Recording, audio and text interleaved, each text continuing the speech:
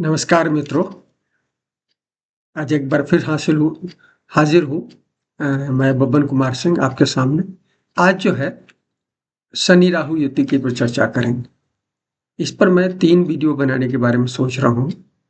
एक शनि राहु युति की जो विशेषताएं हैं उस पर खास एक इंट्रोडक्टरी, क्या इसकी विशेषताएं हैं, क्या इसका फल होता है, क्यों इसको शापित योग कहा जाता है, इस तरह की चीज़ों पर और कुछ एग्जाम्पल चार्ट दूंगा। दूसरा, अलग-अलग भावों में ये जो बनता है, दूसरा वीडियो जो होगा उस पर अलग-अलग भावों में ये शनि राहु युति क्या इसका इफेक्ट होता है, इस पर बात करेंगे। और तीसरा, ट्रांजिट में जो अभी बना हुआ है शनि राहु युति, ट्रांजिट में इसका क्या असर रहा है, खासकर मंडेन प्रभाव इसका क्या रहा है या रहा है, खासकर इतिहास के संदर्भ में। इस पर ये तीसरा वीडियो, 3 वीडियो बनाने का सोच रहा हूँ और देखिए बनाता हूँ। लेकिन आज पहले वीडियो पर बात करते हैं। देखिए, शनि राहु युति के बारे में कहा जाता है। शनि राहु आप सबको पता है, ये दोनों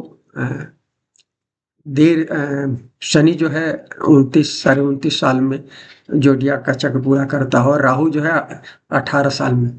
ये सर्वाधिक देर से जोडियाक को माने करते हैं। 1.5 साल पर राहु बदलता है और 2.5 साल पर शनि बढ़ता है। तो इसलिए ये इसका प्रभाव निश्चित रूप से महत्वपूर्ण हो जाता है और हर 11 साल में ये शनि राहु युति बनता है।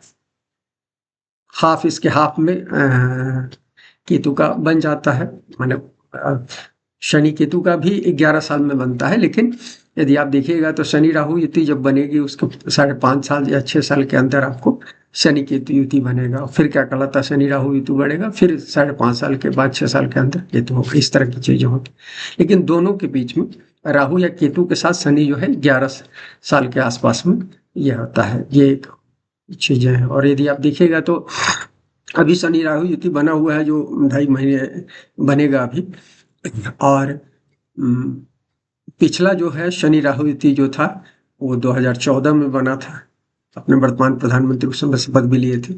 और उससे पहले 2002 में और 3 में 2 अंतराल में वो बना था। उससे पहले भी जाइएगा तो इसी तरह से 11 साल के अंदर आपको मिल जाएगा। तो इस तरह से शनि राहु युति का ये है। लेकिन ये जब मैंने कहा कि ये 2 देरी से या धीरे चलने वाले ग्रहों की युति होती है, इसलिए बहुत प्रभावी युति है। और चूंकि दोनों मेलेफिक ग्रह हैं, पाप ग्रह हैं, और इसलिए शापित योग भी कहा गया है इसको। शापित योग शनि राहु या शनि केतु दोनों को कहा जाता है। तो ये शापित योग है। और शापित इसलिए कहा गया है कि मैं आपसे हमेशा कहता हूं कि शनि क्या है, प्राकृतिक चक्र को डिनोट करता है। और केतु जो है कहीं ना कहीं प्राकृतिक चक्र में व्यवधान को बताता है। शनि काल है और इस काल में काल की स्वाभाविक चाल शनि रिप्रेजेंट करते हैं। और इसमें जो अवरोध करने वाला तत्व है वो राहु है। क्योंकि शनि कहते हैं कि बहुत धीरे धीरे चीजें होती है, क्योंकि परफेक्शन जो जीवन में, या परफेक्शन तो होता नहीं है इस पृथ्वी पर, माया के संसार में कभी परफेक्शन नहीं होता है। लेकिन जिस परफेक्शन की हम चाह रखते हैं वो भी आस पास जो स्थिति होती है उसके लिए लंबा हमको संघर्ष करने की जरूरत होती है। ये शनि का स्वाभाविक की प्रक्रिया में कहा गया है। लेकिन राहु क्या है, इसके ठीक वो करते हैं। क्योंकि राहु क्या है, त्वरित क्या कहलाता है, हमारी इच्छा की। शनि क्या है, देर से इच्छा पूर्ति को इंडिकेट करते हो। राहु जो है त्वरित इच्छा पूर्ति करता है। तो दोनों का स्वभाव इस तरह से विपरीत हो जाता है दोनों क्या कहलाता है। और यदि कई लोग कहते हैं कि शनि क्योंकि न्याय का देवता है तो लोग उसको पुलिस की भूमिका में देख लेते हैं, मजिस्ट्रेट की भूमिका में देख लेते हैं। और राहु क्या है, चोर है। तो उसको तो अब ये हालांकि दोनों मित्र ग्रह हैं, शनि राहु मित्र ग्रह कहे गए हैं। और कहा भी गया है कि राहु जो है शनिवत व्यवहार करता है और केतु मंगलवत व्यवहार करता है। हालांकि इसमें बहुत सारी कंट्रोवर्सी भी है, उसमें हम नहीं करेंगे। लेकिन एक बेसिक बात ध्यान रखनी चाहिए कि शनि जो है भौतिक ग्रह है। जो सूरज से लेकर शनि तक जो 7 ग्रह है सब भौतिक ग्रह है। और राहु केतु क्या है, ये इनका मास नहीं है, एक पॉइंट है। इस बात को समझिए, एक पॉइंट है और इसलिए कोई इसका भौतिक स्वरूप नहीं है। और ये एस्ट्रल प्लेन में या सूक्ष्म शरीर के अंदर काम करते हैं। सूक्ष्म शरीर हमारे यदि शरीर की जो भीतरी है, स्पिरिट लेवल में आप कह सकते हैं कि ये भीतरी लेवल में काम करता है। और ऐसे भी शनि तो सीधे है, हमारे जीवन में जो भी स्ट्रक्चर है उस सबको इंडिकेट करता है। लेकिन राहु जो क्या है, क्या बताता है हमारे, राहु है राक्षस का सिर का हिस्सा ऊपर वाला, नीचे का हिस्सा केतु कहा गया है। तो शीर होने के कारण जिसका कोई धैर्य ही नहीं है, तो इसकी इच्छाएं का अंत नहीं है। और शनि एक ऐसे भौतिक स्वरूप को इंडिकेट करता है जो कहता है सीमित है, लिमिटेशन है। तो शनि लिमिटेशन को बताता है और ये उस लिमिटेशन को तोड़ने वाला ग्रह है राहु। इसलिए दो विपरीत स्वभाव के होने के कारण क्या कहलाता है, शनि के स्वभाव से यदि आप चलते हैं तो आपके जीवन में, खासकर कलयुग में जब शनि को राजा कहा गया है, तो शनि आपको एक निश्चित सफलता को बताते हैं। हालांकि उसमें बहुत समय लगेगा। 30 साल चक्र है, तो कहते हैं कि 30 साल में एक बार कोई चीज़ देते हैं, फिर अगले 30 साल में कुछ देते हैं। तो माने जीवन के यदि 90 साल का यदि आप मान लीजिए किसी व्यक्ति का जीवन है, तो 3 बार तो निश्चित देते हैं। शनि की अपनी निश्चितता है कि हर 30 साल में आपको कोई निश्चित देंगे, आपके जैसे कर्म है उस हिसाब से निश्चित देंगे। जैसे पहले शनि जब आते हैं पहली दफा 30 साल चक्र में, तो कहते हैं कि वो आपको शादी देते हैं और क्या कहलाता है, नौकरी देते हैं, नौकरी शादी देते हैं, जो जीवन के लिए अनिवार्य जरूरी चीजें हैं। और दूसरे जब शनि आते हैं तो कहते हैं कि आपको घर देते हैं। इसलिए पुराने जमाने में लोग घर क्या है, रिटायरमेंट के आसपास बनाते थे, 50-60 के आसपास बनाते थे। और तीसरे शनि आपको लेकर जाते हैं। इस तरह से इस शनि को माने आपके शरीर का अंत करते हैं, इस तरह से समझिए। तो ये शनि का एक स्वाभाविक प्रक्रिया है जिसमें वो निश्चित रूप से क्या कहलाता है, वो देते हैं। लेकिन ये चीजें क्या कहलाता है, राहु के बारे में नहीं कहा जाता है। राहु निश्चितता के नहीं है, इरेगुलरिटी के ग्रह है। राहु इरेगुलरिटी, चूंकि उनके पास शरीर तो है नहीं भौतिक, केवल उनका सिर है। और त्वरित क्या कहलाता है, सोचने वाला, और जो केवल सोचते रहते हैं और उसको जिसका कोई फिजिकल वो नहीं है, और सोचते रहते हैं, उस सोच को चाहते हैं कि इम्प्लीमेंट कर दें। और सोच को स्ट्रक्चर देने का काम तो शनि करेंगे, और शनि तो कहते हैं बहुत समय लगेगा, राहु कहते हैं त्वरित कर दें। तो जैसे आप कोई घर बनाना चाहते हैं, घर बनाने में प्राय आजकल तो है बिल्डर घर बनाते हैं, लेकिन पुराने ज़माने में हम लोग अपना घर बनाते थे। अभी भी कुछ लोग बनाते हैं, लेकिन ज़्यादातर लोग नहीं बनाते हैं। तो जो लोग घर बनाते हैं उनसे पूछिए, कम से कम अभी हमारे एक क्लाइंट जो मुझसे सलाह लेते हैं, उन लोग घर बना रहे हैं, 2 साल से घर बना रहे हैं। और वो हमारे ही क्षेत्र बिहार से आते हैं। जब मैंने उनसे मजाक किया तो भाई 2 साल से घर बना रहे हैं, तो कहे कि तो घर तो आजकल 4 महीने में बन जाता। मैंने उनको कहा, तो उन्होंने कहा कि आप आकर बना कर देखें पहले। उन्होंने यही कहा। और चूंकि जैसे मुजफ्फरपुर जिले से मैं आता हूँ, उसी पुराने मुजफ्फरपुर जिले से वो भी हैं, वैशाली जिले के हैं वो। तो उन्होंने कहा कि आप आइए फिर बना कर दीजिए, बताइए कि कैसे 4 महीने में घर बनता है, वो भी देहात में। तो घर बनाना बड़ा कठिन काम था, समझिए इस बात को।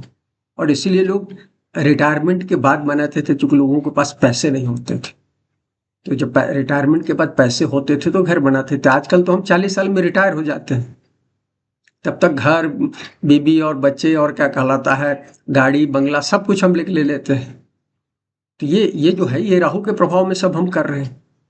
लेकिन ऐसे लोगों का जीवन किस तरह से होता है, वो इंडिकेट करता है, राहु इंडिकेट करता है। तो राहु जो है वो अनियमितता को बताता है, नियमितता को नहीं बताता। वो आपको एक लंबी छलांग दे सकता है, लेकिन वो छलांग ऐसी होगी जो कभी भी टूट सकती है। वो छलांग, जिस छलांग को आपने कहा है, वो छलांग अल्टीमेट नहीं हो सकती। शनि कुछ देता है तो लंबे समय तक क्या कहलाता है, आपके हो सकता है 2 जनरेशन 3 जनरेशन तक क्या कहलाता है, उसका फल आप भोग सकते हैं। राहु जो देगा हो सकता है 20 साल के अंदर, कई बार 10 साल के अंदर दिए हुई चीज़ों को। इसलिए राहु का जब आपके जीवन में प्रभाव होता है, खासकर इस तरह से शनि के साथ या किसी और जो फिजिकल ग्रह हैं, मंगल के साथ, सूर्य के साथ, गुरु के साथ हो, तो आप देखिए कि अपने जीवन में ही हो सकता है कि अपने जीवन में 2 या 3 बार आप कम से कम टूटन देंगे। मैं कुछ एग्ज़ाम्पल चार्ट बताऊँगा, उसमें आपको इस तरह से चीज़ें बताऊँगा, ख़ासकर राष्ट्रपति निक्सन की है जो अर्ली सफलता है। और वो क्या कहते हैं, और बीच में फिर संघर्ष, और फिर प्रेसिडेंट बनते, पहले वाइस प्रेसिडेंट बनते, फिर प्रेसिडेंट बनते, उसमें 8 साल 10 साल का गैप है, जो कि वो बहुत स्ट्रगल कर रहे हैं, और फिर अपमानित होकर राष्ट्रपति पद छोड़ना पड़ता है। तो इस तरह की चीज़ों को इंडिकेट करता है, वो राहु का प्रभाव इंडिकेट करता है। क्योंकि राहु जो है अनियमित सफलता को बताता है, और शनि क्या है, निश्चित सफलता को, कंक्रीट सफलता को बताता है। तो ये इनका बहुत बड़ा अंतर है। शनि जो है संसाधन की कमी को या अपर्याप्तता को बताता है, कि आसानी से नहीं मिलता है। और राहु क्या है, ये प्रिविलेज क्लास का को रिप्रेजेंट करता है। तो प्रिविलेज क्लास की जो मानसिकता होती है, वीवीआईपी की जो मानसिकता होती है, जो आप समाज में देखते हो, उस तरह से है कि भैया, और इसलिए इन किन प्रकार इन करता है। तो ये जो चीजें हैं, और इसीलिए राहु जो है जगमगाता हुआ ब्रह्म कहा गया है, और शनि क्या है, व्यवस्था कहा गया है। तो व्यवस्था, अब देखो सरकारी दफ्तरों में चले जाओ, तो खासकर पुराने किसी कलेक्ट्रेट में चले जाओ। आज ही मैं एक तहसील दफ्तर में गया था। तो तहसील दफ्तर में जाओ, जहाँ के एसडीएम होते हैं मालिक, या तहसीलदार मालिक होते हैं सेकंड, तो एसडीएम या तहसीलदार होते हैं। तो उनके ऑफिस की स्थिति मैं भोपाल में मैं देख कर आया कि कैसे एक साधारण एक आवासीय परिसर में चल रहा है। कितनी अव्यवस्था है, कहीं बैठने की ढंग की व्यवस्था नहीं। साहब, दो साहब के लिए कुर्सियां हैं ढंग की, या उनके चैम्बर हैं, उसके अलावा वहाँ किसी के, और खासकर आगंतुक के लिए कोई जगह ही नहीं है। और आप किसी बैंक में चले जाइए, जो आज माने चाहे आजकल पीसीयू का बैंक भी हो, पीएसयू का भी बैंक, प्राइवेट पब्लिक सेक्टर का भी, तो वो भी एक तरह से प्राइवेट सेक्टर बैंक की तरह ये है, जहाँ के ग्राहकों के लिए बैठने और सारी चीज़ों की व्यवस्था है। तो कहने का मतलब ये है कि सरकारी दफ्तर में कोई बहुत जगमगाहट नहीं होती है, बहुत माने एक धुंधापन, या एक क्या कहलाता है, एक धीमापन, वो सब चीजें नजर आता है। लेकिन राहु जो प्राइवेट सेक्टर में बहुत ज्यादा दिखता है उसका असर, तो आप देखिए वहाँ क्या कहलाता है, वो एक भ्रम है, और जगमगाहट रहेगी, बिजली की चौधराहट रहेगी, और तड़क भड़क रहेगा सारा चीज। तो राहु, क्योंकि इसीलिए सिटी लाइफ जो है वो राहु रिप्रेजेंट करता है, शनि नहीं रिप्रेजेंट करता है। शनि एक तरह से कह सकते हैं गाँव के लाइफ को रिप्रेजेंट करता है, एग्रीकल्चर को रिप्रेजेंट करता है, आम जनता को रिप्रेजेंट करता है। तो आप गाँव के लाइफ को कह सकते हैं, या जंगली लाइफ को कह सकते हैं आप इस तरह से। तो वो इसलिए क्या कहलाता है, इस तरह का है। तो ये जब दो कंट्रास्ट क्या कहलाता है, जब ग्रह मिल जाते हैं, तो एक संघर्ष हो जाता है। और इसीलिए एक जगह मैं पढ़ रहा था कि जब आप गाड़ी ड्राइव करते हो, तो एक साथ आप एक्सेलेरेटर पर आपका पाँव दबा हुआ हो, और साथ में ब्रेक पर भी पाँव दबा हो। शनि ब्रेक है, और राहु क्या है, एक्सेलेरेटर है।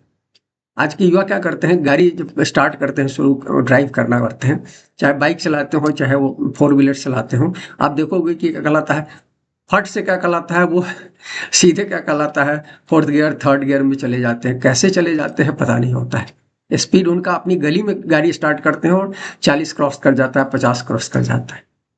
शनि क्या कहता है कि जब आप अपने घर में गाड़ी स्टार्ट कीजिए तो 10-15 के स्पीड से चलिए, जब आप मेन रोड पर आइए तो 30-40 के स्पीड से चलिए।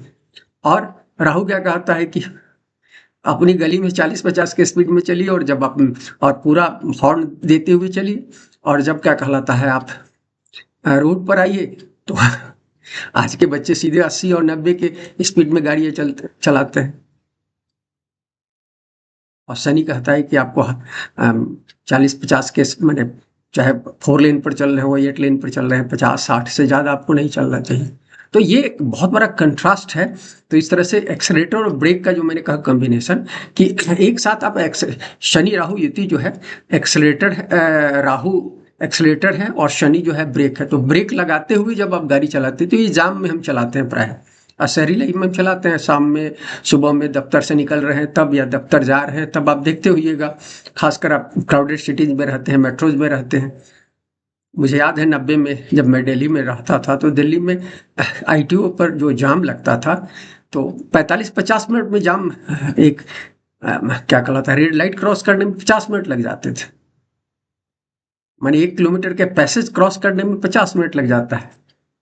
ये है क्या कहलाता है शनि राहु युति का ये मतलब यदि परिभाषित करें तो 90s में जो न्यू दिल्ली के आईटीओ को क्रॉस करने में जो समय लगने वाला 50 मिनट है उसको बताता है। यदि आप सुबह आपके 10 बजे का दफ्तर है, यदि आप 7:30 बजे यदि आप किसी यमुना पहाड़ किसी मोहल्ले से निकले हो, तो यदि आप 8 बजे नहीं चढ़े तो फिर क्या कहलाता है, तो फिर आप मैंने 7 साढ़े 7 तक नहीं चढ़े तो आप नहीं पहुंच पाएंगे। या चार्टर्ड जो दूसरे रास्तों से लेकर आपको पहुंचाए तो वो आपको 1 घंटे में पहुंचाते थे, नहीं तो आप सामान्य बस पकड़ेंगे तो 2 से ढाई घंटे आप कई बार लग जाते थे। पीक आवर में इस तरह की चीजें होती है, तो ये शनि राहु को बताता है। और मूल रूप से शनि राहु का योग जो होता है वो बताता है कि एक इमेच्योर सोल को बताता है शनि राहु योग, जो कि राहु के प्रभाव में हर चीज को जल्दी कर लेगा। चूंकि इमेच्योर है उसको हर चीज को क्या कहलाता है, राहु क्या है, इस संसार में इच्छा पूर्ति करने के लिए इन प्रकार इच्छा पूर्ति करने के लिए, और चूंकि उसको उस तरह का अनुभव नहीं है।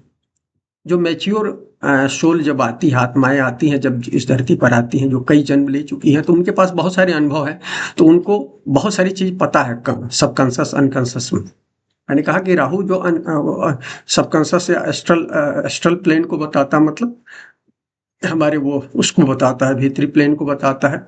जो ये बाहरी प्लेन जो भौतिक चीज है उससे बहुत संघीभूत है या बहुत ज्यादा वो है। तो राहु पिछले बहुत सारे जन्मों के इसमें यदि मैच्योर सोल होगी तो बहुत सारे जन्मों का अनुभव हो, लेकिन जब आपका क्या कहलाता है शनि राहु होता है तो समझिए कि उसके पास बहुत सारे सोल का जन्मों का पुराने जन्मों का अनुभव नहीं होता है। तो इसी जन्म में उसको सब एक्सपीरियंस लेना है, तो एक्सपीरियंस लेना है तो क्या करेगा, हर चीज जल्दी जल्दी करने की कोशिश करेगा। क्योंकि जो चीज, क्योंकि इच्छा क्या है, इच्छा देखिए, इच्छाएं जब आपकी पूर्ति हो जाती है तो उस इच्छा का फिर उस वो इच्छा आपकी मर जाती है। हमेशा याद रखिए, जीवन में आपको यदि कोई भी चीज हासिल करनी है, यदि आपने इच्छा रखी है, जब तक नहीं मिली है तभी तक उसके प्रति आपकी छटपटाहट है या उसके लिए संघर्ष है। जैसे ही वो चीज मिल जाती है फिर उससे बोरियत होने लगती है। आप अपने खाने में देखिए ना, यदि कोई आपको यदि रसगुल्ला पसंद है या कोई मिठाई पसंद है, और यदि वो लगातार आपको महीने भर खिलाया जाए, डेली आपके पूरे पेट की क्षमता से ज्यादा खिलाया जाए, तो उस मिठाई को खाना आप बंद कर देंगे। हो सकता है जीवन में दोबारा टेस्ट नहीं करना चाहे। तो यही है इच्छा पूर्ति। तो ये, लेकिन राहु चूंकि हर तरह के टेस्ट को, और चूंकि उसकी इच्छाएं मरती नहीं है, एक इच्छा खत्म होती है दूसरी इच्छा हो जाती है, तीसरी इच्छा हो जाती है, तो और नई नई इच्छाएं होती है। तो शनि राहु के साथ होने पर ये चीजें होती है, इमेच्योर सोल होता है। तो कहते हैं कि ऐसे लोगों को अनुशासित होकर धैर्य के साथ निराशा दुख को डील करने के साथ क्या कहलाता है, जीने की आदत डालनी होती है, ताकि वो जो आत्मा जिस उद्देश्य से जिस कर्म को सिद्ध करने के लिए जन्म ली है उसको क्या कहलाता है कर पाए। राहु उसमें क्या कहलाता है, विचलन क्रिएट करता है। इसलिए मैंने कहा कि राहु जो है क्या कहलाता है, काल के जो स्वाभाविक चाल है उसमें कहीं ना कहीं रुकावट पैदा करता है। तो ये शनि राहु, और इसलिए क्या कहलाता है, जीवन में बहुत सारा संघर्ष होता है, जीवन के बहुत सारे क्षेत्र क्या कहलाता है इससे प्रभावित होते हैं। और ज्यादातर हमने जो अध्ययन किया उससे पता चला कि, या थोड़ा बहुत जो अनुभव है, शनि राहु युति में जनरली 5 दशक लग जाते हैं यदि स्वाभाविक रूप से कहा जाए मैच्योरिटी हासिल करने। कहते हैं कि शनि जब 36 साल उसका जो एक अपने माना जाता है शनि की मैच्योरिटी क्या एज है, 36 दिया गया है। तो 36 के बाद कहते हैं जब शनि का एज आता है तो थोड़ा सा उसमें वो ब्रेक जो है शनि का ढीला हो जाता है। उसके बाद क्या कहलाता है, राहु की बहुत सारी इच्छाएं की पूर्ति शुरू हो जाती है। लेकिन सही ढंग से 48 साल जब केतु का एज कहा गया है, तो 48 साल के बाद शनि राहु केतु का एक्चुअली यदि आपने संघर्ष किया है 48 साल तक तो उसका पॉजिटिव रिजल्ट आपको आना शुरू होता है। तो 5 दशक तक क्या कहलाता है, पुल और पुश की तरह क्या कहलाता है, आगे बढ़ रहे हैं पीछे हट रहे हैं, सांप सीढ़ी की तरह आपको क्या कहलाता है, आगे बढ़ना पीछे हटना, इस तरह की स्थितियां होती है उसके बाद आपके जीवन में। लेकिन यदि आपने क्या कहलाता है, आपने बहुत ज्यादा क्या कहलाता है राहु के हिसाब से जीवन फर्स्ट हाफ में जी लिया है, तो फिर 5 दशक के बाद भी आपके जीवन में परेशानी हो सकती है। लेकिन यदि आप शनि के हिसाब से जीते हैं, शनि क्या कहता है, धैर्य रखो, अनुशासन रखो, दुख और निराशाओं से ऊपर उठने की कोशिश करते हुए लाइफ को जीने की कोशिश करो। क्योंकि शनि मानता है कि जीवन में आए हो तो दुख जीवन का एक हिस्सा है, सुख और दुख इस जीवन का हिस्सा है। तो सुख और दुख दोनों को क्या कहलाता है एक्सेप्ट करते हुए यदि आप जीवन को जीते हो तो फिर क्या कहलाता है, आपकी जो जीवन में जो चीजें मिलनी है वो हम देंगे। लेकिन राहु कहता है कि नहीं, दुनिया बहुत सुनहरी है, जगमगाहट है, सब सब सब जीवन सब अच्छा अच्छा है। और फिर क्या कहलाता है, इसके लिए कहता है कि इन प्रकार बगैर क्या कहलाता है, मैच्योरिटी कोई चीज को समय में, जैसे 9 महीने में बच्चे पैदा होते हैं माँ के गर्भ में, 9 महीने पर जब बच्चा पैदा हो तो स्वस्थ पैदा हो, लेकिन राहु राहु का यदि चले तो 6 महीने में बच्चे को पैदा कर दे, 4 महीने में पैदा कर दे। तो ये इस तरह की चीजें हो। तो आप लोगों को पता ही है कि 7 महीने और 6 महीने के बच्चों का क्या होता है। खासतौर पर 7 महीने वाले बच्चे तो सर्वाइव करते हैं, 7 महीने से नीचे वाले बच्चे सर्वाइव भी नहीं करते हैं। तो राहु की ये स्थिति है, और इसलिए क्या कहलाता है, ये कहीं ना कहीं यदि आपने शुरुआती 5 दशक तक यदि पेशेंस नहीं रखा है तो निश्चित रूप से क्या कहलाता है, आपके जीवन में शनि राहु युति बुढ़ापे में भी आपको दिक्कत देगी। शनि राहु में हमेशा एक से दो तीन कुछ चीजें मैं बताना चाहता हूँ क्या होता है। यदि देखिए राहु केतु का संबंध ग्रहण का काम करता है, तो शनि के साथ भी बैठता है तो ग्रहण करता है। सभी फिजिकल, स्पेशली सूर्य और चंद्र का राहु और केतु विरोधी ग्रह कहे गए हैं, माने रिपु कहे गए हैं। तो ये शनि के मित्र होने के बावजूद इनके साथ भी उसी तरह से जो भी फिजिकल जो चीजें हैं, चूंकि एस्ट्रल प्लेन में काम करते हैं, अति सूक्ष्म शरीर में काम करते हैं, तो इनको क्या कहलाता है, फिजिकल जो कंडीशनिंग है, फिजिकल वर्ल्ड एक सीमित वर्ल्ड है। मैं हमेशा कहता हूँ ब्रह्मांड एक सीमित है, चाहे पूरे सूर्य क्या कहलाता है ब्रह्मांड की बात कर लो या दूसरे ब्रह्मांड की बात कर लो, तो एक सीमित है। उस सीमितता में ही आपको जीवन जीना है। और लेकिन राहु के लिए कोई सीमितता, लिमिटेशन नहीं है। तो उस लिमिटेशन को जब तोड़ना शुरू करता है तो फिर आपको तो इसी दुनिया में जीना है, भौतिक जीवन में। फिर एक संघर्ष होता है जो मैंने आपको बताया। तो इसमें पर ज्यादातर देखिएगा कुंडली में सूर्य और चंद्रमा यदि क्या कहलाता है आपकी कुंडली में बहुत मजबूत हो, या आप कहना चाहिए लग्न तो फिजिकल लेवल पर होता है, चंद्रमा भी एस्ट्रल और सूर्य भी कुछ हद तक कर सकते हैं, आदमी सूक्ष्म शरीर में काम करता है। तो आपकी कुंडली में लग्न, चंद्र और सूर्य, ये 3 लग्न होते हैं। इसमें से 2 लग्न यदि आपकी कुंडली में मजबूत है, फिर आपकी कुंडली में क्या कहलाता है, सूर्य चंद्र यदि क्या कहते हैं, सॉरी शनि और राहु की युति है, तो ये इसका इफेक्ट कम हो जाता है, इसका नेगेटिव इफेक्ट कम हो जाता है, इसका सापित योग कम होता है।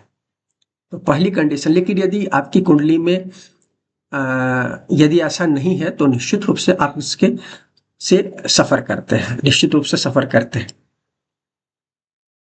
दूसरी चीज कही जाती है कि जिन कुंडलियों में शनि क्या कहलाता है योग कारक होते हैं, तो 2 कुंडलियों में योग कारक शनि होते हैं।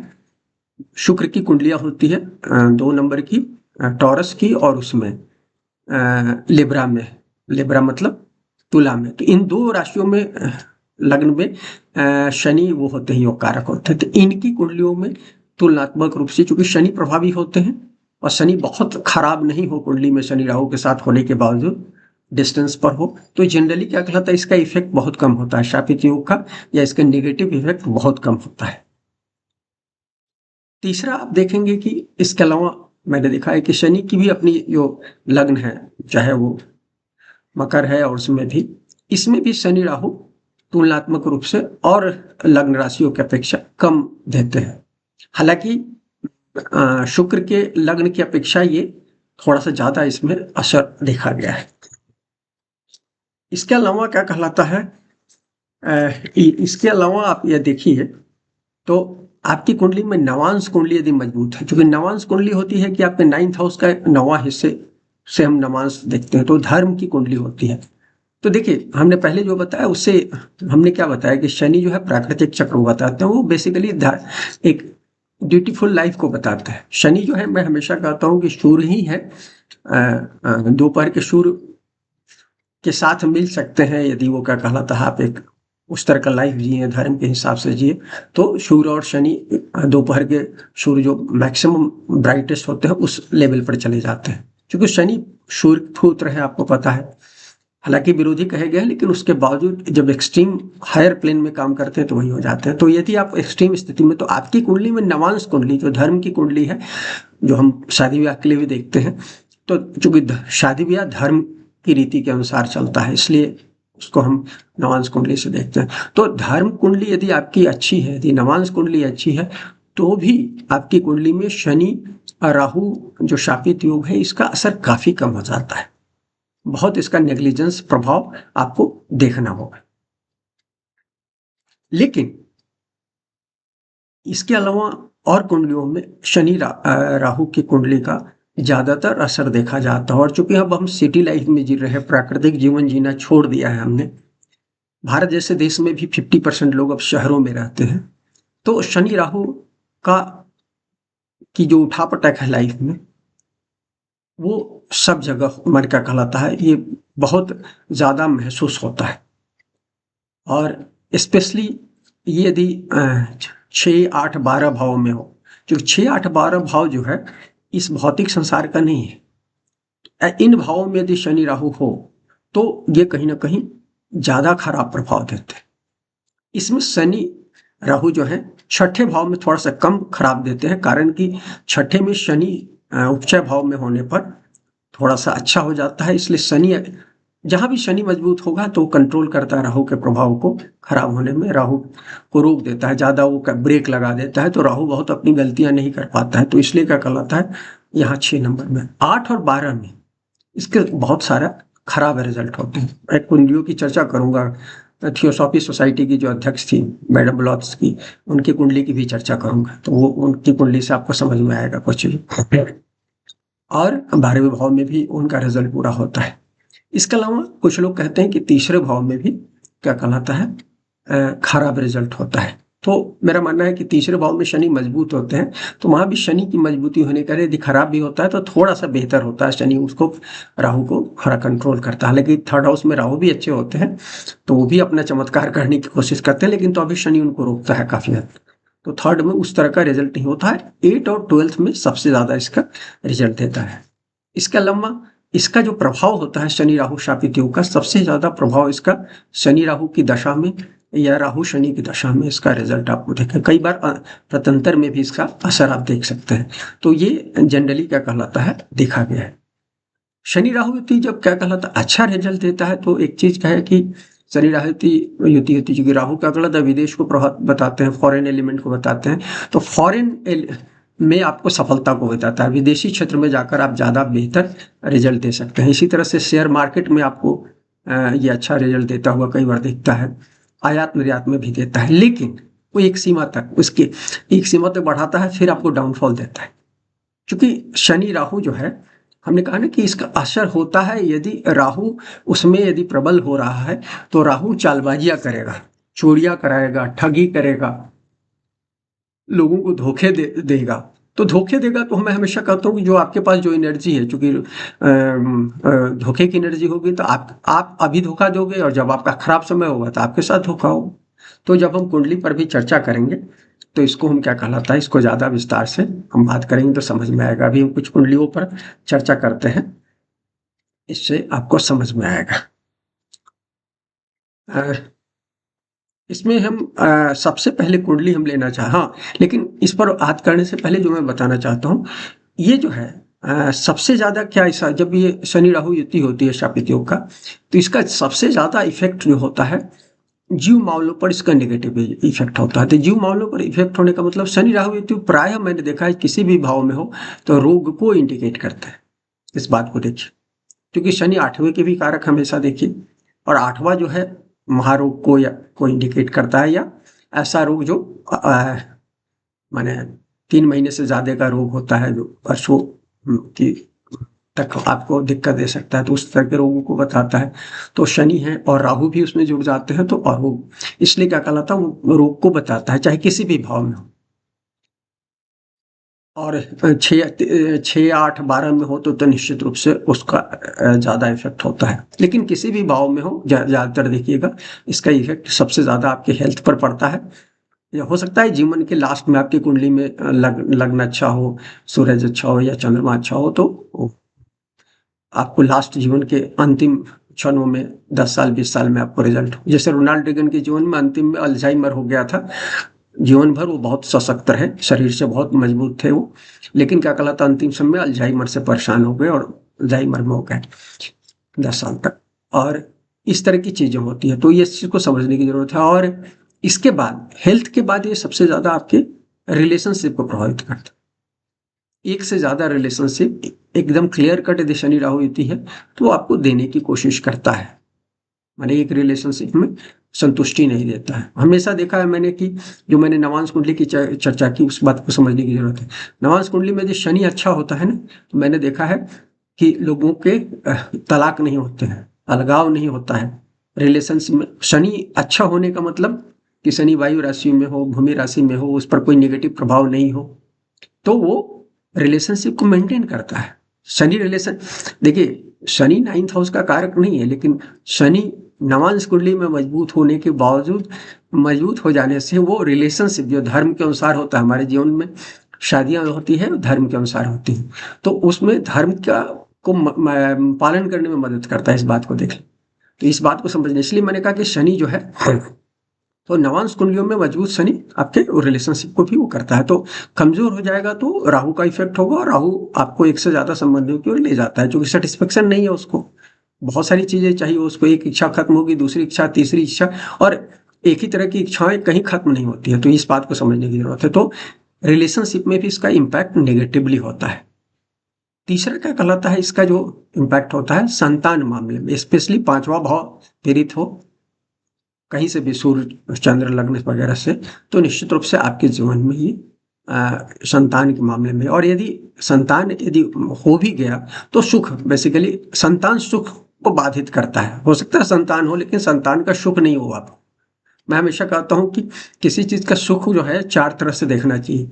वो चीज आपके पास यदि है, नहीं है तो भी उसका सुख नहीं है और दूर चला जाए तो भी नहीं है।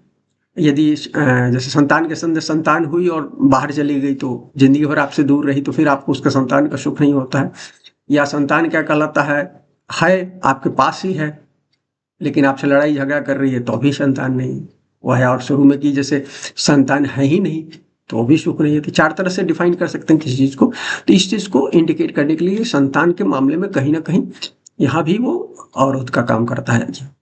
तीसरे लेवल, चौथे लेवल में जो है ये अल्टीमेटली ये फिजिकल चीजों पर भी प्रहार करता है, जो मामले के इतर कैरियर में भी क्या कहलाता है, जीवन के किसी एक पार्ट में अच्छी सफलता दिखाता है, दूसरे पार्ट में संघर्ष बताता है। ये प्राय शनि राहु युति के साथ ये दिक्कतें देखी गई है कि कैरियर एक समान किसी भी शनि राहु युति कुंडली में शुरुआत होकर और धीरे धीरे बढ़ता हुआ ग्रोथ करके और फिर रिटायर हो, इस तरह की स्थितियां नहीं दिखती है। शनि राहु युति में कैरियर भी प्रभावित होता है, तो इसलिए क्या कहलाता है इस चीजों को। अब मैं कुछ कुंडलियों पर चर्चा करूंगा, जो अभी मैंने कहा कि ये कम से कम 4 चीजें बताई है, मैंने ऑब्जर्व किया, और भी इसके अलावा ऑब्जर्व आप कर सकते हैं। सबसे पहले इसमें मैं जो चर्चा करूंगा, रोनाल्ड रीगन, ये यूएसए के, मैंने अमेरिका के 40वें प्रेसिडेंट रहे और रिपब्लिकन पार्टी से ये थे यहाँ रोनाल्ड रीगन। और इनकी कुंडली में राहु शनि जो है 11वें भाव में। रोनाल्ड रीगन की कुंडली में 11वें भाव में शनि है। शनि जो है 8 डिग्री 14 मिनट पर है और राहु जो है 21 मिनट 53 सेकंड पर। तो यदि डिस्टेंस देखिएगा तो कितना हो गया, 21 में से 8 गया तो 2 3 13 डिग्री का हो गया। 13 डिग्री से ऊपर का डिस्टेंस है, तो 10 डिग्री से ऊपर का है, तो इसलिए ये बहुत ज्यादा प्रभावी नहीं होना चाहिए, लेकिन है, इसका असर है।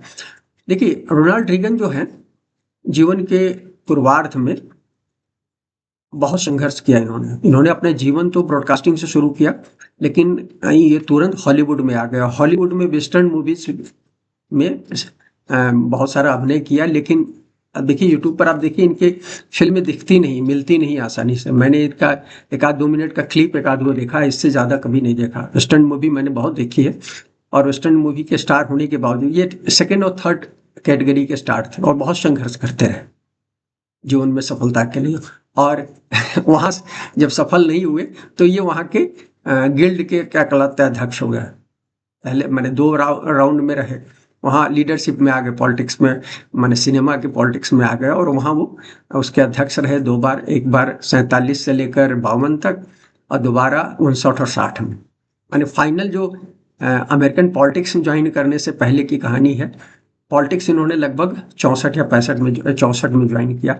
तो 64 में ज्वाइन करने इंडियन यूएस अमेरिकन जो पॉलिटिक्स है उसको ज्वाइन करने से पहले ये सिनेमा में थे, और सिनेमा में ये यदि उनका रोल देखिएगा तो गिल्ड के सिनेमा गिल्ड के जो अध्यक्ष रहे, उसके अलावा उनका कोई बहुत बड़ा योगदान दिखता नहीं। तो माने एक तरह से फेल्योर रहे अभिनेता के तौर पर, फेल्योर अभिनेता, असफल अभिनेता इनको कह सकते हैं। और राजनीति इन्होंने लगभग 64-65 में शुरू की। पहले सिनेमा के दौर में डेमोक्रेट पार्टी के समर्थक थे, लेकिन जब ये इन्होंने ज्वाइन किया तो रिपब्लिकन पार्टी ज्वाइन की, और ये 66 में, शायद 66 में ये गवर्नर बन गए। कैलिफोर्निया के सबसे बड़ा राज्य है वहाँ, कैलिफोर्निया के गवर्नर बने। चेक कर लीजिएगा, हो सकता है मैं गलत हूँ, मैं अपनी याददाश्त से बता रहा हूँ। और लेकिन गवर्नर बने, इतना कंफर्म। राज्य के संदर्भ में मैंने कहा कि कैलिफोर्निया के शायद बने थे, और ये रहे वहाँ 75 तक रहे, 7 या 8 साल रहे वो गवर्नर लगातार कैलिफोर्निया के। और 75 में ये उसको गवर्नरशिप छोड़कर ये 76 का इलेक्शन लड़ने के लिए आए, जहाँ जिमी कार्टर जिसमें जीते थे, तो वो डेमोक्रेट जिमी कार्टर थे, तो जिमी कार्टर, लेकिन ये प्राइमरीज में हार गए, तो इनको टिकट ही नहीं मिला प्रेसिडेंट के सूप में। लेकिन फिर 80s में ये इन्होंने क्या कहलाता है प्रेसिडेंट का इलेक्शन, उसमें प्राइमरी जीते, और फिर क्या कहलाता है कैंडिडेट हुए रिपब्लिकन पार्टी के और जीते, और 81 में जनवरी में इन्होंने ज्वाइन किया, और 81 से 89 तक रहे। और रोनाल्ड रीगन का जो रिजिम है अमेरिकन इतिहास में, खासकर 20वीं सदी में बहुत, यदि शुरुआती वर्ल्ड वार के दौर को छोड़ दिया जाए तो सबसे प्रसिद्ध प्रेसिडेंट में गिनी जाती है। इनकी इकोनॉमिक्स के लिए इनको जाना जाता है।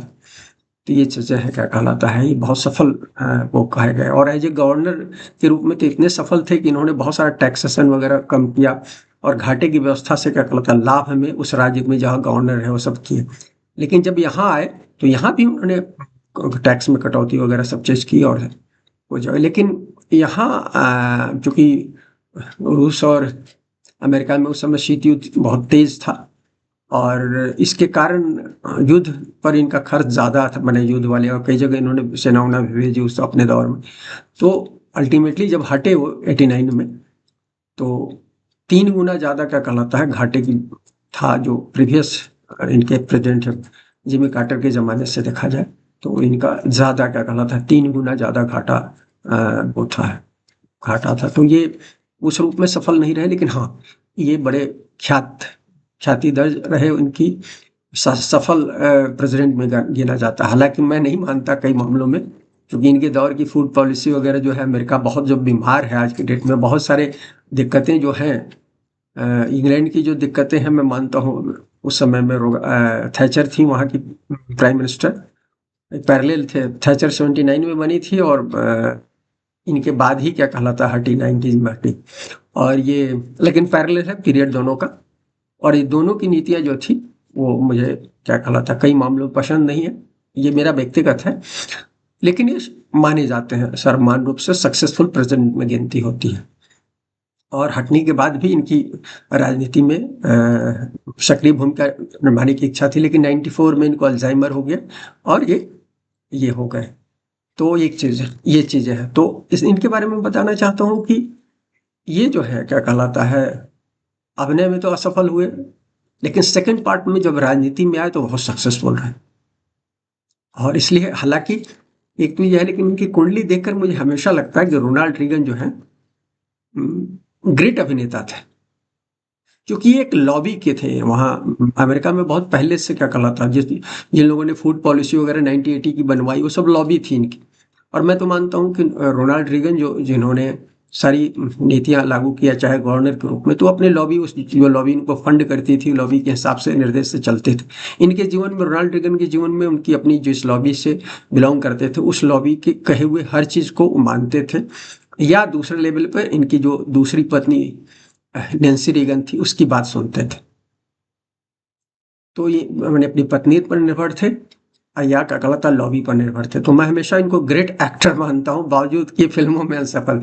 ये राजनीति के बहुत ग्रेट एक्टर थे, इस बात को समझिए। तो रोनाल्ड रीगन मैं मानता हूँ कि शायद ही जीवन में उन्होंने कोई फैसले किए महत्वपूर्ण फैसले किए जो उनके थे, नहीं तो उन्होंने हमेशा क्या कहलाता है, जो उनकी लॉबी कहती थी उस लॉबी के हिसाब से डिसीजन लेकर लेते थे। ये इनकी खूबी है। तो इनका सेकंड पार्ट ऑफ लाइफ जो है career successful, first part unsuccessful है, जो मैंने कहा कि कैरियर में होता है।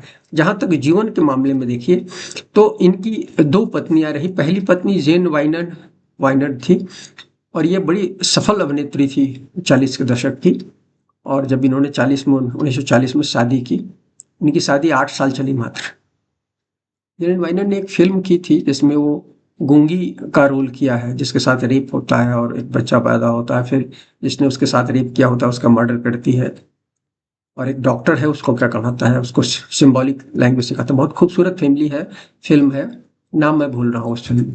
तो वो और उसके अलावा उनकी कई और फिल्में हैं, तो वो है उनकी। तो लेकिन जो मैं बताना चाहता हूँ कि जेन माइनर से शादी की इसलिए कि अनसक्सेसफुल, और ये स्वयं एक्टर थे और ये सफलता चाहते थे। इनकी कुंडली में जो इनका नक्षत्र है उसके हिसाब से ये फिजिकली बहुत स्ट्रांग है लेकिन मेंटली वीक है, रोनाल्ड रीगन की कुंडली में। अब नक्षत्र का नाम भी मैं भूल रहा हूँ लेकिन मुझे जहाँ तक ध्यान है, तो वो है जेन वाइनर से शादी सफलता की उसके पीछे ही था कि ये सफल होना चाहते तो एक सफल पत्नी से शादी की, और एक डिपेंडेंसी इनकी किसी न किसी पर होती थी, लेकिन ये चल नहीं पाया। और दूसरी शादी इन्होंने नैन्सी से की और नैन्सी इनकी अच्छी पत्नी साबित हुई और इनके जीवन की एंकर रही एक तरह से। नैन्सी रीगन इनके खराब दिनों में जब ये अल्जाइमर की बीमारी हुई तो उस समय भी नैन्सी रीगन ने इनकी बेहद सेवा की। नैन्सी रीगन का को बहुत सारा अच्छा श्रेय दिया जाता है रोनाल्ड रीगन के जीवन में, तो वह है उनकी एंकर रही उनके जीवन की। और इनके कैरियर को एक शेप देने में उनका बहुत बड़ा हाथ था। उनकी लॉबी के अलावा यदि कहा जाए तो नैन्सी रीगन का बहुत बड़ा हाथ था। तो ये चीज़ इनको समझिए। और लेकिन तो मैंने बताया कि इनकी शादियां भी 2 शादियां हुई, इसके अलावा रिलेशनशिप क्या थे वो उसमें मैं नहीं जाना चाहता, लेकिन 2 शादियां हुई इनकी। पहली शादी 9 साल में खत्म हुई और दूसरी शादी इनकी पूरी चली। और अंतिम समय में इनका हेल्थ खराब हुआ, जबकि बेहद शारीरिक रूप से बहुत अच्छे थे, लेकिन अल्जाइमर जैसी बीमारी में 10 साल रहने के बाद गुजरे। उम्र 93 की उम्र में गुजरे 2004 में। तो अच्छी उम्र में गए लेकिन क्या कहला था अल्जाइमर हुआ। तो यदि हमने जो चीज़ें कही कि ये हेल्थ संबंधी ये होता है। 2 इनकी बेटियां थी, संबंधों पर मैंने अध्ययन नहीं किया, आप देख लेंगे वहां भी कुछ रिलेशनशिप में कुछ टफनेस होगा, बच्चों के साथ डिस्टेंस होगा, इस पर कोई 2 बेटियां ही थी, लड़के नहीं थे। भारतीय संदर्भ में इसको भी असफलता कह सकते हैं, लेकिन मैं उसमें नहीं जाता, मैं रिलेशनशिप की बात कर रहा हूँ कि बच्चों के साथ रिलेशनशिप टफ होंगे ही इस चीज को। तो ये रोनाल्ड रीगन की कुंडली की हमने बात। अब मैं आपको रिचर्ड निक्सन जो है इनसे पहले प्रेसिडेंट थे, ये 1969 से लेकर 1974 तक लगभग 5 साल रहे। 8 साल का मैंने 4-4 साल का टर्म होता तो पहले टर्म में आए और 1 साल के बाद वाटरगेट कांड हो गया 74 में, उसके कारण इनको इस्तीफा देना पड़ा। बड़े बेआबरू होकर क्या कहलाता है कूचे से निकलना पड़ा इनको रिचर्ड निक्सन। रिचर्ड निक्सन की इनकी की कुंडली में नहीं, इनकी पत्नी जो है पैट रियान निक्सन की कुंडली में वृश्चिक लग्न की कुंडली में 6ठे भाव में शनि राहु है। 6ठा भाव जो है वृश्चिक लग्न में मेष का होता है, जहाँ के शनि नीच के होते हैं। शनि वहाँ 23 डिग्री 57 मिनट पर, मैंने 24 मिनट पर का मान लीजिए, और राहु जो है लगभग आधे मिनट पर है, 0 डिग्री 27 मिनट पर है वहाँ। तो डिस्टेंस देखिएगा तो ऑलमोस्ट क्या कहलाता है 23.5 डिग्री के आसपास में है।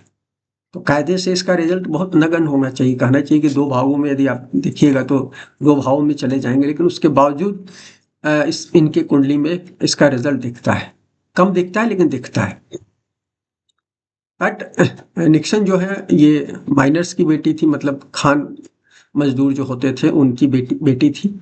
और ये बड़े होकर इन्होंने कई छोटी मोटी नौकरियां की, लेकिन जिसमें इन्होंने एजुकेशन सेक्टर में एक छोटा सा डिप्लोमा लिया था, जहाँ बाद में उसके लिए कंट्रोवर्सी भी रहा, चूँकि इनके हस्बैंड के जो कैंपेनर थे वो सब लोग उनके उस डिग्री को पीजी डिग्री के बराबर बनाने की कोशिश कर रहे थे, अब उसका उल्लेख करते थे, जिसके कारण मैंने, चूंकि राहु का प्रभाव होता है, शनि राहु में राहु का प्रभाव होता है, तो झूठ सच तो होना ही होता है।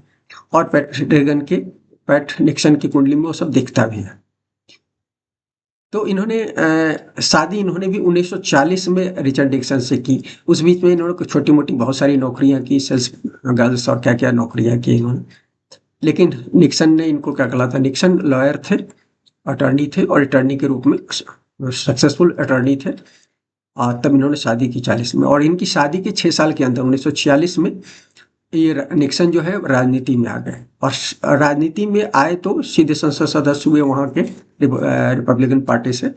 संसद में निचले सदन में गए, मेंबर हुए, और 6 साल के अंदर, उसके 6 साल के बाद, राजनीति में आने के 6 साल के अंदर वो 52 में उपराष्ट्रपति बन गए। हमारे ख्याल से आइजनहावर या वो प्रेसिडेंट थे, उनके डिप्टी के रूप में वाइस प्रेसिडेंट रहे, और 8 साल रहे वाइस प्रेसिडेंट 1960 तक। और 60 में स्वयं उनके आइजर के रिटायर होने के बाद ये प्रेसिडेंटशिप में खड़े हुए, और उसमें लेकिन ये हार गए। उनको जॉन एफ कैनेडी, जो बहुत डेमोक्रेटिक बड़े प्रसिद्ध क्या कहलाता है अमेरिका के राष्ट्रपति रहे, कम समय में रहे लेकिन बहुत चर्चित रहे, तो वो जॉन एफ कैनेडी ने इनको हरा दिया था। बहुत मामूली मतों से हारे थे, लेकिन हारे। और उसके बाद इनका 8 साल का संघर्ष है, लंबा संघर्ष है, जिसमें इन्होंने शायद कैलिफोर्निया के लिए ही गवर्नरशिप में, गवर्नर के लिए लड़ाई, मैंने इलेक्शन लड़ा, हार गए 66 के आसपास में। और फिर 69 में जाकर इनको प्रेसिडेंटशिप में दोबारा जब खड़े हुए तो इनको सफलता मिली इस बात को। तो ये 69 में, और फिर लेकिन 69 में आए और अपना दूसरा कार्यकाल पूरा नहीं कर पाए। मात्र 1 साल करने के बाद 74 में उनको इस्तीफा देना पड़ा वाटरगेट कांड में। तो आप यदि देखिए तो इनके रिचर्ड निक्सन के जो है, पैट निक्सन के जो हस्बैंड हुए रिचर्ड निक्सन, पैट निक्सन की कुंडली की हम चर्चा कर रहे हैं, लेकिन चूंकि पैट निक्सन का अपना कोई करियर नहीं रहा शादी के बाद पत्नी की, जैसे नैन्सी रेगन ने फॉलो किया रोनाल्ड रीगन को गृहिणी के रूप में, हाउसवाइफ के रूप में, तो इन्होंने भी, पैट निक्सन ने भी अपने पति को रिचर्ड निक्सन के पीछे पूरी ताकत लगाई हाउसवाइफ के रूप में, और सब उनके लिए, सब इलेक्शन से लेकर, और बहुत प्रसिद्ध हैं पैट निक्सन वहाँ राष्ट्रपतियों में, पत्नियों में बहुत पॉपुलर है। बहुत दुनिया घूमी उन्होंने और बहुत सारे सेवा के काम किए इन्होंने पैट निक्सन। लेकिन हम ये बता रहे हैं कि ये 74 में जब हट गए तो इसके बाद पैट निक्सन गुजरी है 1993 में, तो 20 साल, लगभग 18 साल का ये पूरा इन लोगों का एक तरह से अज्ञातवास रहा। लगभग 2-3 शहरों में रहे, बहुत छोटे छोटे घरों में रहे, और चूंकि एक तरह से बेआबरू होकर निकले थे राष्ट्रपति के रूप में अपने दुष्कर्मों के कारण। तो ये हम बता रहे हैं कि शनि राहु की कुंडली इनकी पत्नी की कुंडली में था, और उसका रिजल्ट हम रिचर्ड निक्सन, क्योंकि पत्नियां जब काम नहीं करती है तो उनकी कुंडली का भी असर क्या कहलाता है उनके हस्बैंड में हम देख सकते हैं। तो रिचर्ड निक्सन के जो स्वभाव की जो कमियां दिखती है और पैट निक्सन की कुंडली से आप देख सकते हैं। तो हम ये बता रहे हैं कि इनके करियर पहला पार्ट तो सक्सेसफुल रहा, उसमें भी 8 साल का संघर्ष दिखता है, और सेकेंड पार्ट जो है बेआबरू होकर निकले, और इस सब चीजों का मतलब, कहने का मतलब है इनकी कुंडली में भी दिक्कत दिखती है। इसके बाद पैट निक्सन के और ये जब ये 93 में मरी तब रिचर्ड निक्सन जिंदा थे, और ये रिचर्ड निक्सन इन पर, अपनी पैट निक्सन पर इतना निर्भर थे कि जब 93 में मरी तो सार्वजनिक जगह पर फूट करवाए अपनी पत्नी के जाने का। पत्नी पर बहुत ज्यादा डिपेंडेंट थे रिचर्ड निक्सन, और रियल सेंस में पैट निक्सन पत्नी की भूमिका में, जीवन साथी की भूमिका में बेहतर पत्नी थी। देखने सुनने में बहुत अच्छी थी, बहुत डिप्लोमेटिक महिला थी, सब उनकी प्रशंसा करते हैं ज़्यादातर लोग, विरोधी को छोड़कर, अदरवाइज उनकी प्रशंसा मिलती है। लेकिन जब ये पृष्ठभूमि में चले गए तो इनको 2 बार हार्ट अटैक आया। पैट निक्सन को 2 बार हार्ट अटैक आया, और लास्ट में लंग कैंसर से गई। इनके फादर भी लंग कैंसर से गए, वो माइनर वाले थे, और इनकी माँ अर्ली चली गई थी, फादर बाद में गए, तो पैट निक्सन की। और ये तो इनके जीवन में हम देखते हैं कि इनके लाइफ में फिर बीमारियां भी रही और बहुत सारी चीज़ें रही। तो हम ये बता रहे हैं कि इनके जीवन में, पैट निक्सन के जीवन में रिलेशनशिप बाहर का दिख नहीं रहा, एक ही रिलेशनशिप दिख रहा है।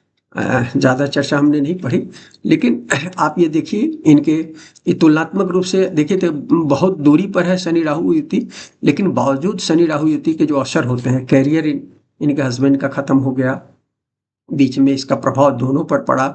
उसके अलावा क्या कहलाता है, हेल्थ इश्यूज हुआ और इनको संतान नहीं हुई, इनको एक भी संतान नहीं थी, इनको संतान नहीं थी। और छठा जो भाव होता है, कहते हैं पॉल्यूशन का भाव, कहते हैं चूंकि 6 तरह के दोषों का भाव है, तो आप यदि इनकी कुंडली में छठे भाव में शनि राहु, और यहाँ राहु बहुत अच्छा रिजल्ट देते हैं, राहु सबसे अच्छा रिजल्ट देते हैं 6th हाउस में, और शनि भी अच्छे होते हैं। तो शनि और राहु यहाँ मैनेज करते हैं दोनों तुलनात्मक रूप से, तो अभी इस कुंडली में हम देखते हैं कि इसका असर देखते हैं। अदरवाइज रिचर्ड निक्सन की कैरियर में जो टूट हुआ, तो टूट हुआ है, उपराष्ट्रपति हटने के बाद 8 साल तक बहुत संघर्ष रहे, वहां भी असफलता रही, और दूसरी बार बेइज्जत होकर गए, और क्या कहलाता है, फिर उनको वापसी का कोई मौका नहीं मिला। और शनि राहु इस तरह की स्थिति को क्रिएट करता है। इसके अलावा हेल्थ इनका बहुत खराब किया, संतान मैंने बताया कि संतान थी ही नहीं कोई। तो ये चीजें क्या कहलाता है इनकी कुंडली में, केवल रिलेशनशिप का जो इंटरनल होगा वो, उसके अलावा जो बहुत ज्यादा हम नहीं जानते उसके बारे में, तो या मेरा अध्ययन नहीं है उस पर, तो ये देख। लेकिन जो मैंने कहा कि लगभग सब चीजें इनकी कुंडली में भी, रिचर्ड निक्सन की कुंडली में, रिचर्ड निक्सन की पत्नी जो पैट निक्सन की कुंडली में भी दिखता है। तो ये दूसरी कुंडली है, ये छठे भाव में हुआ था। और इन पर बहुत सारे आरोप लगते हैं, जैसे इनके पैट निक्सन पर कि इन्होंने अपनी डिग्री, इनके जो कैंपेनर थे इनके पति के, उन लोगों ने इनकी डिग्री को बहुत बढ़ा चढ़ा कर बोला। इस तरह से और भी जीवनों में इन्होंने राहु के प्रभाव में कुछ गलत शब्द इस्तेमाल किया होगा। राहु इस जगह पर अच्छे होते हैं, बावजूद ये सब चीजें बाहर आई, तो ये इसका असर होता है, वो चीज मैं बता रहा हूँ। अब मैं तीसरी कुंडली की चर्चा कहूंगा।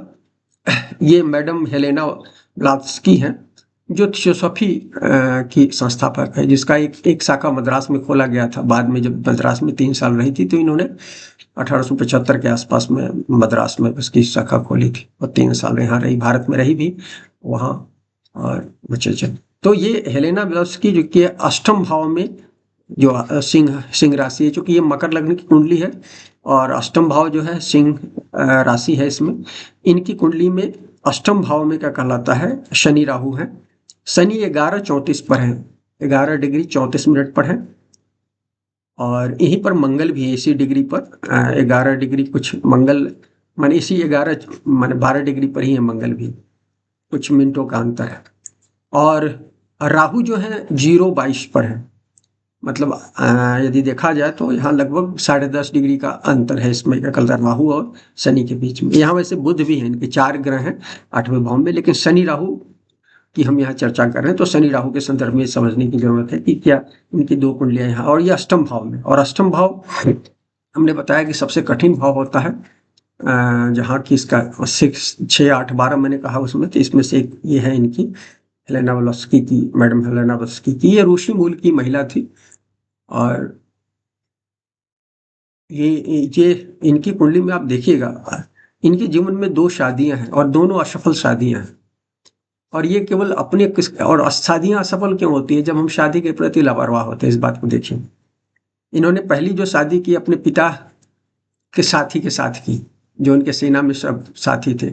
ये 18 साल की थी, और 40 साल के इनके पति थे, कर्नल थे वो, उनके पति जो थे ये। और ये इनको पढ़ते हुए मुझे ध्यान आया कि अपने यहाँ भी जिन्ना ने इसी तरह की शादी की थी। जिन्ना ने जो शादी की थी, बॉम्बे डाइन के जो मालिक थे, वो उनकी माँ थी, उनके साथ शादी की थी, नाम मैं भी भूल रहा हूँ उनका।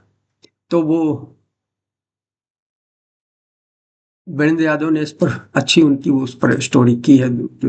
मैंने जिन्ना की जो पत्नी थी, जो वो हिंदू नहीं थी, वो थी क्या कहलाता है, टाटा जो है, टाटा लोग जो हैं, ईरानियन मूल के लोग हैं वो। तो वो तो पारसी थे, पारसी के साथ शादी की थी जिन्ना ने। तो जिन्ना भी 40 साल की थी, 18 साल की थी, और जिन्ना की दोस्ती उनके पिता के साथ थी, और उन्होंने शादी की थी। तो यही मुझे हेलेना के जो पहली जो शादी है, और शादी के कुछ तुरंत 6-8 महीने के बाद उन्होंने घर छोड़ दिया, फिर बाहर अमेरिका गई और क्या गए, फिर लास्ट में आई भी, और कुछ दिनों के बाद उनके पति गुजर भी गए। तो वो शादी, पहली शादी उनके पति गुजर गए, उसके कारण दूसरी शादी ये यूएस में जब थी 1965 में, इन्होंने 1865 में जब इन्होंने थियोसॉफी सोसाइटी की स्थापना की थी, तो उस समय इन्होंने दूसरी शादी की। और शादी इसलिए की कि उनको यूएस की नागरिकता लेनी थी। इनकी कुंडली में क्या है, शुक्र नीच का है, तो इनको हमेशा क्या कहलाता है, क्राइसिस रहा, क्या कहलाता है, अपने अस्तित्व का, खासकर रुपए पैसे और भौतिक चीजों का। तो इसलिए क्या कहलाता है, इन्होंने हमेशा उसके सहारे के लिए कभी पिता का सहारा लिया, पिता के से विरोध करके अपने पिता के मित्र से शादी की थी। दूसरी दफा शादी अपने एक कर्नल, इनके एक बहुत लंबे लॉन्ग टर्म साथी रहे, उनके फ्लैट में रहती थी यूएस में, और उनकी अज्ञानता में उन्होंने शादी की थी, चूंकि उनको लेना था वहाँ यूएस की नागरिकता लेनी थी। और वो शादी 3-4 साल के अंदर टूट भी गई थी उनकी शादी, क्योंकि वो फॉल्सूट पर आधारित शादी थी, दूसरी जो शादी थी। तो ये दूसरी शादी भी टूटी, तो वहाँ उन्होंने केवल इसलिए कि उनको यूएस की नागरिकता लेनी थी, इसलिए उन्होंने शादी की। तो वो शादी भी चलनी नहीं थी, और चूंकि उनके पास संसाधन थे, संसाधन भी उन्होंने इस्तेमाल किए, और उस चीज़ है हमेशा संसाधनों के लिए अलग अलग, जैसे वो कर्नल सम थे ना, इनके बहुत अच्छे साथी थे, थियोसॉफी में हमेशा साथ रहे। और बाद में आप देखिए एनी बेसेंट के घर में रही, मरी भी एनी बेसेंट के घर में। एनी बेसेंट जो क्या कहलाता है, होम रूल आंदोलन के संस्थापक भारत में रही, तो उनकी इंग्लैंड वाले आवास में रही अंतिम समय में। और तो मैंने शादी की बात की कि 2 शादियाँ इनकी असफल रही, इसलिए कि शादी में इनका विश्वास नहीं करना चाहिए। दूसरी दफ़ा ये एक कहलाता है, दूसरी चीज़ इनके जीवन में देखिए, शनि राहु इनको अष्टम भाव में, शनि राहु जो होता है वो क्या कहलाता है, आपको सीक्रेट चीज़ों को हासिल करने के लिए प्रेरित करता है। तो बचपन से ही इनका कहीं ना कहीं, सबसे पहले बचपन में 8-10 साल की थी तो तिब्बत सोसाइटी के किसी व्यक्ति से संपर्क हुआ पिता के परिचय के तहत, और वो उनका तिब्बती रिलीजन वगैरह से संबंध बना, और वो सब चीज़ें वहाँ से शुरू हुआ, और ये लगातार उसके चलते, और इसके लिए इन्होंने बहुत सारा झूठ सच किया। और इसलिए यूएस में भी इनको छोड़ने के पीछे, यूएस में जब 68 में शायद छोड़ा इन्होंने, 1868 में छोड़ना पड़ा एक तरह से, तो इन पर बहुत सारे आरोप लगे थे कि ये क्या कहलाता है, कल्ट का सहारा गलत ढंग से लेती हैं और सारी चीज़ें। और भारत में भी यही, मद्रास में जब 3 साल के अंदर छोड़ना पड़ा था, जब इन्होंने दूसरी 75 से 78 के आसपास में ही, तो यहाँ भी इनको इसलिए छोड़ना पड़ा था, इन पर बहुत सारे आरोप लगे कि ये मैजिक के नाम पर क्या कहलाता है, लोगों को धोखा देती है इस तरह से। कारण कि ये जल्द से जल्द चीज़ों को हासिल करना चाहती थी अकल्ट, और अकल्ट ऐसी चीज़ नहीं कि जल्द से जल्द हासिल की, तो साधना का क्षेत्र है। इन्होंने 2 किताबें लिखी करियर के एकदम शुरू में, 60 के दशक में, 19वीं सदी के 60 के दशक में इन्होंने आइसिस अनविल करके लिखी, और करियर के अंत में इन्होंने सेकेंड डॉक्ट्रिन लिखी। यह दोनों बहुत बेहतरीन किताब है, और दावा किया जाता है कि तिब्बत के ओरिजिनल किताबों पर लिखी गई है।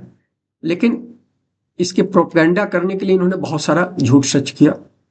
इन बाद के इनके बायोग्राफर ने आरोप लगाया है कि इन्होंने बहुत सारे अर्ली लाइफ में जो दावा किया कि यहाँ गई, तिब्बत गई, यहाँ साधना की, वो सब झूठी बातें हैं। इस तरह की इनके बारे में कही जाते हैं।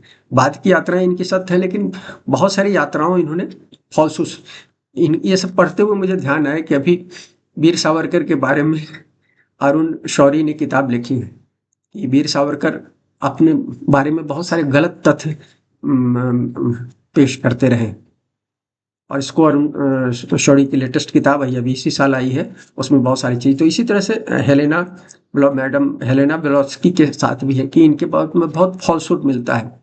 हालांकि ये कल्ट क्षेत्र में इन्होंने काम किया, 8वें भाव से संबंधित, तो ये शनि राहु के कारण है। शनि राहु है और यहाँ मंगल भी है। एक शुरू में कहना भूल गया कि जब पाप ग्रहों का प्रभाव हो जाए शनि राहु पर, तो ये इसके रिजल्ट बहुत खराब हो जाते हैं। तो हेलेना के साथ हुआ, मैडम हेलेना के साथ, कि ये इनके जीवन में देखिएगा, इनके जीवन में कैरियर भी प्रभावित था। अंत में इन्होंने बिजनेस तक भी किया। इंग्लैंड में लौटी, भारत से लौटी तो इंग्लैंड जाकर एस्टेब्लिश हुई। अंत में तो एनिवेशन के घर में रहना पड़ा, उनकी लग्जरियस अपार्टमेंट में जाकर रही, मरी भी वहीं। तो ये हुआ कि भाई कैरियर भी स्टेब्लिश नहीं रहा कोई ढंग का इनका, हमेशा दूसरे पर डिपेंड रही। दूसरा चीज़ क्या कहलाता है, एकल्ट क्षेत्र में इन्होंने काम किया, तो यहाँ भी बहुत सारी चोरी और गलत ढंग से इन पर आरोप लगे। तीसरी चीज़ की क्या कहलाता है, ये इनका क्या कहलाता है, अंत में ये 1800, ये बहुत कम समय में 59 ईयर्स की उम्र में 1891 में गुजर गई। 1831 का जन्म है और 91 में गुजर गई है, लगभग वो 60 साल की उम्र में गुजर गई। और ये तो आप यदि देखिएगा तो माने आयु खत्म हो जाता है, तो यहाँ कई शनि राहु मंगल 3-3 ग्रह है, 8वें घर में मेलेफिक ग्रह होते हैं, पाप ग्रह क्या होते हैं, आयु को क्षति पहुंचाते हैं। और इनको बीमारी जो हुई, किडनी की बीमारी हुई। तो रिलेशनशिप की भी जो गड़बड़ियां थी, किडनी की बीमारी कब होती है? किडनी की बीमारी तभी होती है जब आप अपने सेवंथ जो आपका पार्ट है, प्राइवेट पार्ट है, उसका दुरुपयोग करते हैं। तो वो चीज़ें हैं इनके जीवन में, वो सब चीज़ें आपको दिखेंगी कि कहलाता है हेलेना ने चीज़ों का दुरुपयोग किया, तो ये चीज़ें हैं। तो इनके जीवन में भी शनि राहु ने खेल किया और 8वें भाव में बहुत सारी चीज़ें खेल किया। मेरे पास बहुत वक्त नहीं था, बहुत सारी चीज़ें मेरे दिमाग में नहीं, हालांकि इनकी किताबें मैंने दोनों किताबें पढ़ रखी है और वो हिस्टोरिक पॉइंट ऑफ व्यू से मैंने पढ़ रखी है और वो अच्छी किताबें हैं, इसमें कोई दो मत नहीं। आयरिस एंड विल और सेकंड डॉक्ट्रिन पढ़नी चाहिए। तो वो चीज़ें हैं, लेकिन उनके जीवन जीने का जो ढर्रा था उस पर शनि राहु का असर देखता है। इसके अलावा मैं 3 और शॉर्ट ढंग से बताऊंगा। एक तो 8वें भाव का ही शनि राहु है, वो जो लास्ट हिंदू किंग थे नेपाल के, वीरेंद्र विक्रम शाह, जिनके पूरे परिवार सहित हत्या कर दी गई थी। अपने बेटे दीपेंद्र ने हत्या कर दी थी, अंत में दीपेंद्र भी करे, तो उनकी कुंडली में है। इनके कुंडली में भी वो सेक्रेटनेस है, कहीं ना कहीं 8वें भाव से संबंधित चीज। 8वें भाव ये वृश्चिक लग्न की कुंडली में 8वें भाव में है शनि राहु। शनि इनका लगभग 30 अंश पर है, 29-35 पर, और राहु जो है 6-36 पर है। तो डिस्टेंस यहाँ काफी डिस्टेंस है, यहाँ भी लगभग आप देखिएगा तो लगभग 23-24 डिग्री का है। लेकिन इनके यहाँ तो बहुत ज्यादा हृदय विदारक स्थिति रही, पूरा परिवार खत्म हो गया एक तरह से वीरेंद्र विक्रम शाह का, और अपने ही बड़ी संतान के प्रभाव में। हालांकि उसके लिए उनके छोटे भाई पर आरोप जाता है कि उनके छोटे भाई ने सारा श्राद्ध किया था। तो वीरेंद्र विक्रम शाह की कुंडली में 8वें भाव में है और बहुत विभत्स ढंग से क्या कहलाता है। और इनके पिता भी 51 साल में गुजर गए थे और वीर विक्रम शाह भी लगभग 52-51 साल में गुजर गए। उनके पिता महेंद्र थे, महेंद्र विक्रम शाह नाम था शायद उनका नाम, या नाम ठीक से, उन पिता का एक नाम तो महेंद्र है उनका। 72-71 में गुजरे थे। और ये जब भी मात्र 25-26 साल के थे, वीरेंद्र विक्रम साहब तो शासक बने थे, बहुत अर्ली लाइफ में बने थे, और 51-52 में अपने ही बच्चे द्वारा मारे गए, पूरे परिवार सहित मारे। इनकी कुंडली में भी 8वें घर में शनि राहु इनकी कुंडली में पूरी तरह से हर तरह से फलीभूत होता हुआ दिख रहा है। शाहजहां की कुंडली जो मुगल बादशाह थे, औरंगजेब के पिता थे, जिनको राजकुमार के रूप, खुरम के रूप में भी जाना जाता, तो इनके कन्या लग्न की कुंडली में 10वें भाव में है, क्या कहलाता है, मिथुन राशि में शनि है 20 डिग्री पर, राहु जो है 17 डिग्री पर, तो 3 डिग्री का अंतर है। तो नजदीकी एक अंश में है ये मात्र कुंडली। जो मुझे एक और कुंडली शनि देओल की कुंडली में भी बहुत नजदीक है, उनकी तो सेम एक ही अंश पर है। तो शाहजहां की कुंडली में 3 डिग्री के अंतर पर है, तो ये प्रभावी होना चाहिए। तो शाहजहां की आप सब लोग जानते हैं, कुछ चीजें मैं बता देता हूँ। शाहजहां ने 3 शादियां की और तीनों पत्नियां लगभग असमय की। उससे पहले उनका जो जन्म हुआ तो इनको जन्म के तुरंत बाद अपनी माँ से अलग कर दिया गया, और 17 साल इनको दूसरी जो ज्यादा क्या कहलाता है राजसी स्वभाव की महिलाएं थी, उनके या रानियां थी, उनके रनिवास में इनको रहना पड़ा। ये शाहजहां को पलना पड़ा 17 साल तक। उसके बाद माँ के पास गए, माँ भी कम समय में चली गई इनकी। और क्या कहलाता है, इनकी 3 पत्नियां थी, जिसमें मुमताज के बारे में तो आप सब जानते हैं, जो ताजमहल जिनके नाम पर बना है, इन्होंने ताजमहल। तो इनको इनके जीवन में हमेशा क्या कहलाता है रिलेशनशिप का अभाव दिखता है। दूसरी चीज है, रिलेशनशिप इतना खट्टा था कि पहले इन्होंने अपने पिता के खिलाफ, जहांगीर के खिलाफ विद्रोह करके क्या कहलाता शासन कब्जा किया, और औरंगजेब ने तो इनको कैद ही कर लिया, माने सत्ता ही इनके बड़े बेटे को मार भी दिया और इनको कैद कर लिया। तो शाहजहां की स्थिति देखिए, तो इनकी कुंडली में 10वें भाव पर है। 10वां है पावर, पैशन ऑफ पावर कहते हैं। तो राहु वहाँ पैशन ऑफ पावर को इंडिकेट करता है। तो पावर के प्रति इनका इतना ज्यादा वो था कि, और इन्होंने पिता के प्रति विद्रोह किया, और इनके पुत्र ने विद्रोह ही नहीं किया, इनको कैद तक कर लिया, अंतिम समय में कैद में ही मरे। तो शाहजहां की कुंडली भी ये राहु शनि राहु की युति का, शापित योग का एक बहुत अच्छा उदाहरण है। इसके अलावा शनि देओल की कुंडली है। इन चीजों पर मैं सब बहुत शॉर्ट कर रहा हूँ क्योंकि बहुत लंबा वीडियो हो गया है। तो अभी शनि देओल की कुंडली में देखिए, धनु लग्न की कुंडली है, अभी 68 ईयर्स के हो गए हैं। धनु लग्न की कुंडली है और 12वें भाव में शनि है, क्योंकि 12वें भाव में है इसलिए मैं इसको बता रहा हूँ। शनि 7:38 पर है, राहु जो है 7:22 पर है। तो ये मात्र मिनट का, कुछ मिनट का अंतर है। 22, 8, 16 मिनट के अंतर पर इनका शनि राहु है। तो इनकी कुंडली में इसका असर बहुत अच्छी तरह से आप चाहें तो देख सकते हो। सनी देओल एक बहुत अच्छे अभिनेता हैं और ये धर्मेंद्र के पुत्र हैं और धर्मेंद्र से ज़्यादा बेहतर एक्टर हैं मेरी नज़र में। लेकिन आप देखिए इनके कैरियर में बहुत ज़्यादा इरेगुलरिटी रही है। भाई बेताब जो पहली फ़िल्म थी, इसमें इनको शायद 1983 में आई थी बेताब। इनको फ़िल्म अवार्ड अवार्ड मिला था उस फ़िल्म के लिए। उसके बाद इनकी घायल और कौन-कौन सी रीमेक वगैरह भी हुई इसकी सब चीज़ें, और कुछ और फ़िल्में आई सनी देओल, और सब फ़िल्मों में तुलनात्मक रूप से अच्छा इनका एक्शन दिखता है।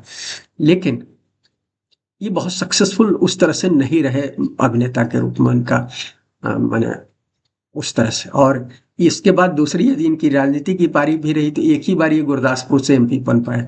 इनकी माँ माने विमाता जो हैं हेमा मालिनी लगातार आगरा से हैं सांसद, आपको कई बार 3 या 4 बार हो गई हैं। लेकिन सनी देओल जो है एक ही बार रह पाए गुरदासपुर से। तो सनी देओल की कुंडली में आप देखिएगा, और रिलेशनशिप के बारे में आपको पता है। इनकी पत्नी के बारे में मुझे बहुत ज़्यादा पता नहीं। इनकी माँ के बारे में प्रकाश कौर जो इनकी धर्मेंद्र की पहली पत्नी थी उसके बारे में तो बहुत चर्चा रही। इनकी पत्नी के बारे में चर्चा मैंने ज़्यादा नहीं पढ़ी। लेकिन इनके राजेश खन्ना की जो पत्नी थी डिम्पल कपाड़िया के साथ इनके रिलेशनशिप के बारे में बहुत सारी चर्चाएं छप चुकी हैं, आप सबको पता होगा। तो ये रिलेशनशिप है। तो रिलेशनशिप की कमियां, इनकी रिलेशनशिप की कमी दिख रही है और इनकी कुंडली में कैरियर में असमानताएं दिख रही है। बच्चों के बारे में मैं नहीं जानता हूँ, बच्चों के साथ भी रिलेशनशिप में दिक्कतें होंगी। कहीं न कहीं थोड़ा बहुत पिता के साथ भी इनका रिलेशनशिप में दिक्कत होगी। कुछ होगा जो हम नहीं जानते हैं बहुत ज़्यादा, इसलिए हम उसकी चर्चा नहीं करें। लेकिन जो कुंडली की स्थिति है उसमें होगा, और ये कहीं न कहीं शनि देओल के 12वें भाव में हो रहा है, तो इनको हेल्थ इश्यूज कहीं न कहीं होगा अंत में। रोबस्ट शरीर के दिखते हैं ये कहीं न कहीं। तो ये सब चीज़ें हैं, लेकिन उसके बावजूद सनी देओल के कैरियर और सब चीज़ों के लिए देखा जाए, और सनी देओल के बारे में कहना मुझे कि 12वें भाव में राहु जो है प्राइवेसी पर बहुत ज़्यादा ध्यान रखता है। तो इसलिए पैशन होता है प्राइवेसी का उसका। तो इसलिए क्या कहलाता है, आप देखिएगा कि बहुत सारी चीज़ें इनके बारे में खासकर बहुत नज़दीकी घरेलू जानकारियाँ नहीं मिलती। मुझे कम से कम नहीं है, आप लोगों को हो तो बताएँगे आप। तो इसलिए, लेकिन कुंडली में ये है और 12वें भाव में है, तो इसका कुछ रिज़ल्ट और भी आप देखेंगे आने वाले समय में।